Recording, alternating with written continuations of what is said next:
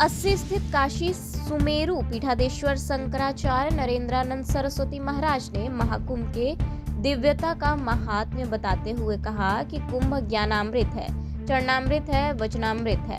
प्रयागराज की श्रेष्ठता के संबंध में यह भी कहा गया है कि तीर्थ में प्रयागराज सर्वोत्तम तीर्थ है।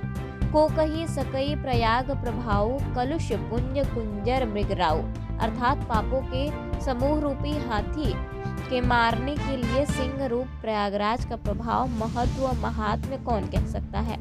हिंदू धर्म में महाकुंभ का बहुत अधिक महत्व है। यह मेला उत्तर प्रदेश के प्रयागराज जिले में 45 दिन तक चलता रहेगा। इस मेले में न सिर्फ भारत के लोग बल्कि विदेशों से भी श्रद्धालु पवित्र नदी संगम में डुबकी लगाने के लिए आते हैं। कई श्रद्धालु मेले में कल्पवास करते हैं। यह एक कठिन तपस्या और भगवत साधना है जिससे साधक आध्यात्मिक जीवन की ओर आगे बढ़ता है और प्रभु की भक्ति के प्रति समर्पित होता है। इससे तन, मन और आत्मा की मुक्ति का मार्ग माना गया है। कल्पवास करने से सभी प्रकार के पापों, कायिक, वाचिक और मानसिक से मुक्ति मिलती है और श्री जी के चरणों में स्थान प्राप्त होता है।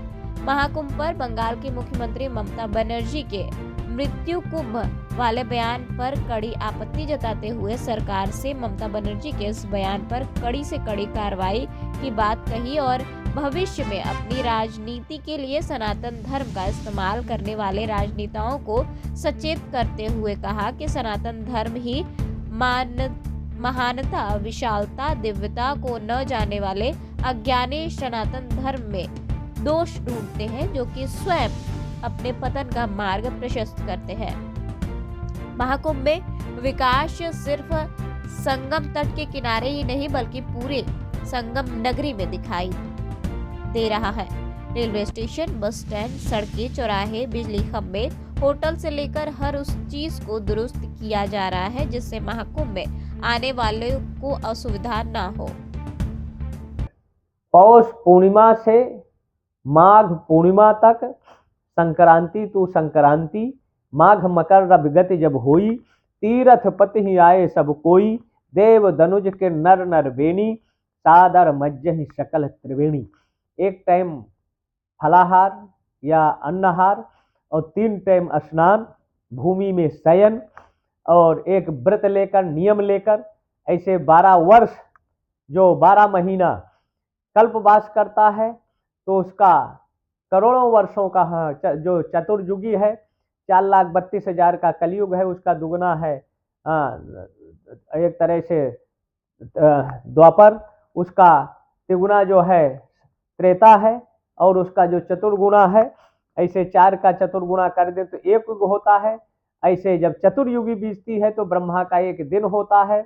अब ब्रह्मा 12 वर्ष लक्षाणी, ब्रह्मा के जब 100 वर्ष व्यतीत होते हैं तो विष्णु चा घटकत द्वयम, विष्णु भगवान की 2 घड़ी।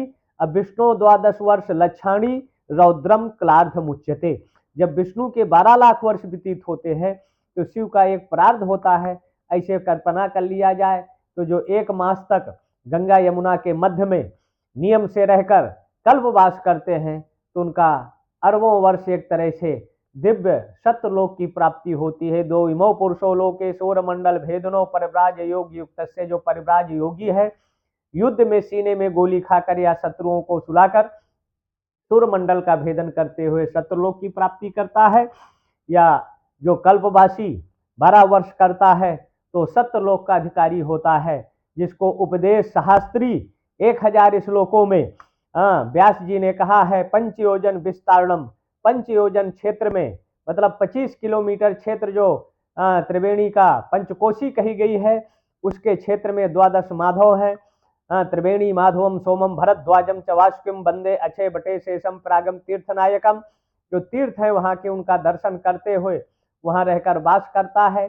5 दिन की पंचकोशी होती है और तीर्थों का दर्शन कर भूमि में शयन करता है, नियम का पालन करता है और माघ महात्म का शयन करता है। तो अश्वमेध सहस्त्राणी गोमेध शतानि चा, जो करोड़ों अश्वमेध यज्ञ करने का फल है वो कल्पवास करने का फल, अश्वमेध, गोमेध या वाजपेय, अतिरुद्र, महारुद्र जैसे जो यज्ञों का निरूपण वेद में बताया है। वेद का मंत्र भाग उतना जो करने से होता है वहाँ अनायास 1 महीना वास करने से, तीर्थ का सेवन करने से, भूमि शयन करने से, फलाहार करने से या अन्नाहार एक टाइम करने से उसको सब अनायास प्राप्त हो जाता है। वैसे दुखद है जहाँ जिसकी मृत्यु लिखी है। विधना ने जो लिख दिया छठी भाल के अंक, राई घटे न तिल गढ़े, रहुरे जीव निशंक, कल्प कोटि सतई रपी। जो जैसा कर्म किया है उसको फल वैसा मिलता है। और कहीं न कहीं इसके पीछे साजिश होता है, षड्यंत्र होता है और ये जो मृत्यु हुई है अत्यंत दुखद है। परमात्मा उनको सामीप्य सालोक्य सायुज्य अपने मुक्ति प्रदान करे। पश्चिम बंगाल के मुख्यमंत्री ने ये बोला है कि महाकुंभ नहीं है, महामृत्यु कुंभ है। ये उनकी मूर्खता, अज्ञानता और पागलपन का परिचायक है। इसको पागल खाने में भर्ती करना चाहिए। और कुंभ अमृतत्व का आधार है, मृतत्व का नहीं है। और मरना जीना कहाँ नहीं है। महाराज जी, गुरु जी अभी कुछ दिन पहले अफजल अंसारी ने भी कहा था कि अब सब लोग तो तर गए हैं तो पाप कौन करेगा और वो क्या करेगा। महाराज जी सब काहे सनातन धर्म पे इतना अटैक कर रहे हैं सर? इनका मानसिक संतुलन बिगड़ गया है। सनातन की एकता, भीड़ को देखकर इनका मानसिक संतुलन विकृत है। इनको इलाज की ज़रूरत है और ये इनकी ज़मीनें खसक रही हैं, सनातन का विस्तार हो रहा है। तो इनको भय हो गया है कि सनातनी इतना संगठित हो गया है तो हम सत्ता में नहीं रहेंगे, इसलिए अनर्गल, अलोकतांत्रिक, अमर्यादित बयान देकर केवल चर्चा में बना रहना चाहते हैं। महाराज जी बयान की ही बात चल रही है तो एक बयान बड़ा चर्चा में था। बागेश्वर धाम का कहना था कि भगदड़ में जो भी मरे हैं वो मोक्ष को प्राप्त हो गए।